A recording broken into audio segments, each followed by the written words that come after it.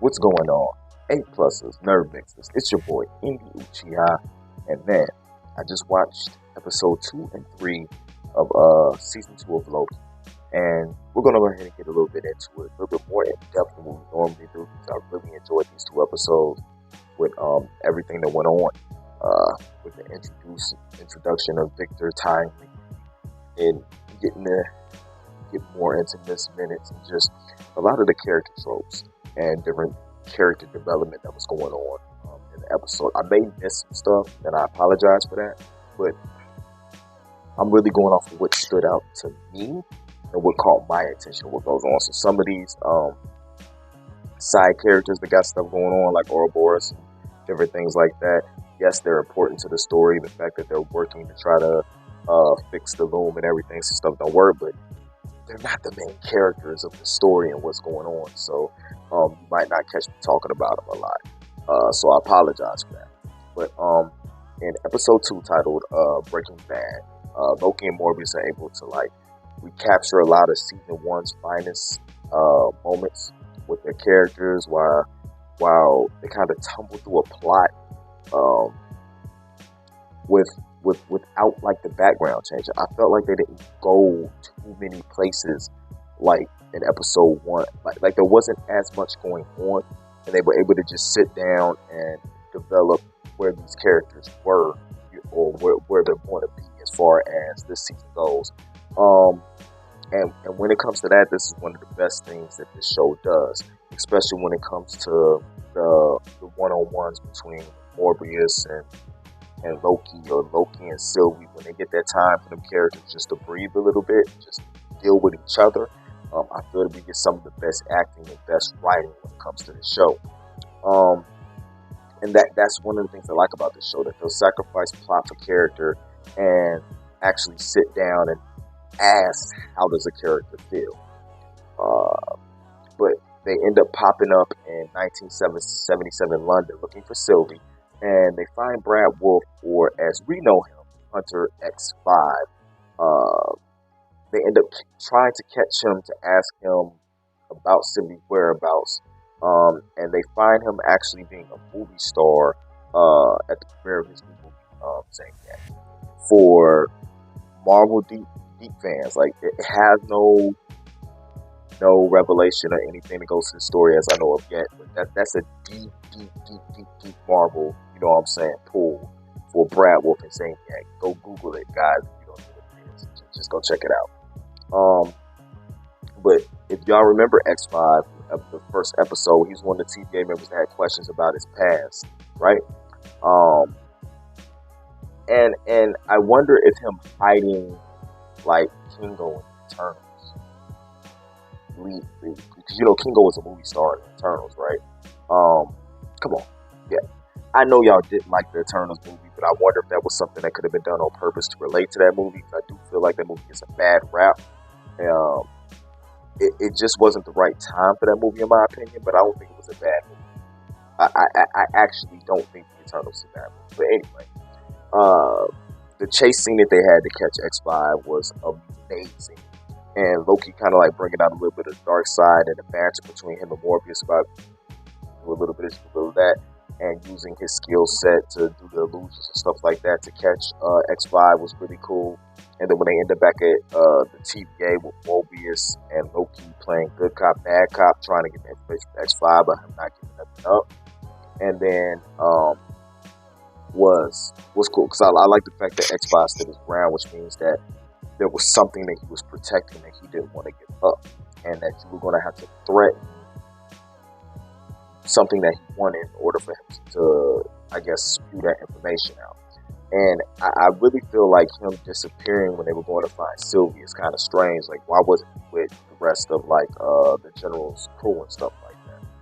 Now, as an audience, we know that Sylvie was in 1980 Oklahoma, because we know that because of the post-credit scene we had last week. To me, it feels like she should be easily found because she's not running, you know what I'm saying, anymore. But whatever. I guess they're using the time in this episode to just help the characters self-reflect. As in, choose if they're supporting the TVA or as or what they should be doing, or if they should be chasing after the lives they left behind the timeline. That's a good point that X5 makes. That one of the biggest points he makes that I agree with in this episode is that going back to just the old way that the TVA did things is without making changes to the TVA, is just going to repeat the same failing process. So that I feel like they're thinking about that a little bit, and maybe that's what we're going to end up at the end of the season, is somewhere where they'll just fix the TVA and have it working, and maybe it'll like lead into Deadpool or something like that when they decide to just leave all branching timeline. That's how we get the whole time traveling thing in Deadpool 3, and maybe the TVA will be a big part of Deadpool 3. I don't know, but I think that's where we're going to end up when it comes to that. And then we have a wonderful pie break, because, man, who doesn't love pie? Everybody loves pie. And then Loki comes up with an idea on how to get the info out of X5. He threatens X5 with like this machine that like crush him into like a human compact cube, like a like a human ice cube or something like that. And then X5 ends up getting up the location of where Sylvie's at. And they run into Sylvie because she's not running anymore. She's living her life. She's doing the best thing she could. Get some real funny banter, and then you get the conversation that you wanted, the interaction between Sylvie and Loki, and that's what I feel like Tom Hiddleston's character and the way he interacts with every other character in this show is what makes the show, and that's what it should be of a show. Take hints for some of these other Disney Marvel shows. They end up finding out after getting some information out of X5 that General Knox has taken as many time bombs as she could, and that she's going to destroy all the branching timelines. Sylvie and Loki were able to get there and stop her before she destroyed all of them, but I think she still got like maybe 40, 30, 40, 45% of the timelines and destroyed them. And so with that threat put to rest, the next big hurdle to get over is the temporal loom, and then not being able to handle all the branching timelines and everything that's been created. So they end up finding out that they need to find somebody who can get them through the blast doors in order to be able to fix that. And the only people that can do that is He Who Remains, Miss Minutes, or Miss Renslayer. So pull up to episode 3 titled 1893, which I love the fact that it takes place, the background is like the World's Fair, because that's one of my favorite things about in history is the World's Fair, and I wish I was alive in that time to be able to see it at its peak, but I digress. I get to see it in movies, I read it in books and stuff, so whatever, watch like old-time videos and stuff of that and how that goes. But the big thing about this, that it brings Majors back, and this is the first time we've seen him take on this character, especially after all the legal troubles. But it brings him back as Victor Timely. And at first, his performance kind of took me out of the show because it was real weird, just kind of the way he would handle conversation, like that got really annoying to me until he started interacting with Ravonna and Miss Minutes, and then the performance that he was giving actually grew on me, because I felt like the more comfortable that he got with those two characters, the easier it was for him to speak and connect, because I think he felt like somebody understood him.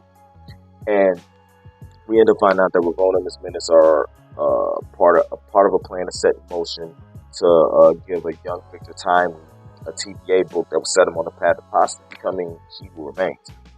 I don't think it's going to be He Who Remains. I think this is actually a plan set in motion by the real Kang in order to make sure the stuff falls into place like he wants it to, because I do not feel like the Kang in Ant-Man was the real Kang. I believe the Kang that we are going to see, the real Kang, the real threat we're going to see, is going to come later, and it's still in it. But I guess we just gotta wait to see. So this episode, they end up doing a lot of infighting. Sylvie actually ends up letting Victor Timely go, which is very interesting. Out of a lot of cunts and what's the word I'm looking for? Loki. basically talks her into, you know what I'm saying, doing it after a long while, but also ends up sending Renslayer to the time she wants to be with he remains, into the future, into the end of time. And before I get back into some other stuff that goes on, one of the interesting points that I really like in this, that Miss Minute says she has information on who she is, who Renslayer is to your remains, that will really piss her off. So I really feel like we're not even looking at like a big time to anybody that, you know, I really think the villain of this series, this season, is going to end up being Renslayer, which I really like, because the young lady who plays her and the lady who ever does the voice for Miss Minutes, their interactions and how they handle everything is really cool. And Miss Minutes getting jealous of Renslayer getting close to Big Time is hilarious. And finding out that Miss Minutes is actually in love with He Who Remains, or her creator, or any one of the friggin' variants, and actually tries to profess her love and wants him to make her a body so that they can be together and she can be his girl and stuff like that, is very, very, very interesting. And the fact that Victor Time doesn't want to party, wants to do everything on his own. And when Renslayer tells him, like, be partners, how he starts to fall for her a little bit and let her in, and she says that, and then it's almost like he feels like he's only there to use for something, and he just in that instant distanced himself from what's going on, and it's crazy. But you got Sylvie still out wanting to kill all the variants. You got Loki and Mobius, who are, oh, come on, they're just great together. Who are trying to either get Renslayer, Miss Minutes, or Victor Time back to the TVA so they can save the TVA and their existence, or what's going on. And you got Sylvie just wanting to just destroy everything. But this episode was actually, I feel, even though it was a lot of Jonathan Majors going on, I feel like this episode was more to get us accustomed to Renslayer's thinking, her personality, her character, her focus, her drive, and her ultimate goals, and then what goes on to see that flip, that switch, that heel turn, you know what I'm saying, coming for her. Because even though we did jump back and forth, we saw elements of Loki and Mobius. Most of the episode dealt, even though we saw a lot of Victor Timely, I feel like 90% of this episode was focused on Miss Minutes and Renslayer, as it should have been. So to let us sit with those characters and understand what their motives were, what they wanted to do. And we found out Victor Timely was a hustler, man. He was hustling people out their money. Found out that he was never going to be able to create anything that he would create in that timeline because technology wasn't there with what his inspiration and his inventions were. So it always felt like he was going to have to go to somewhere else in order to be able to create that type of stuff, or get another variant to do it. So this was a very interesting episode to be an episode 3. This is a very good 3 episodes to go back to back. I'm waiting on it to kind of like fall off, but didn't fall off. It went a totally different direction and gave us something else.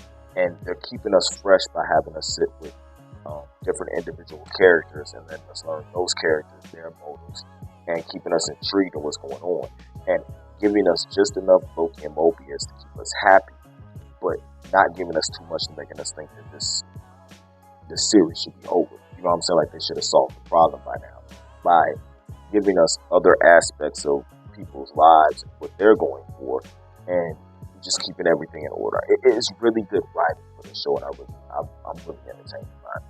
What did you guys think of these last 2 episodes of Loki? Put it in the comments below. Don't forget to like, subscribe, and hit the notification bell so you know every time we drop content. Can't wait to talk to you guys again soon. I'm liking this. I was scared about it, especially with what everybody says. That I've been enjoying the shows, to be honest with you. I've been enjoying the line. I like She-Hulk. I like Miss Marvel. They haven't missed for me at all on the Disney Plus shows. Movies, yes, they missed on a couple of movies. I'm a little afraid for the Marvels, although I really feel like it's going to be a good movie.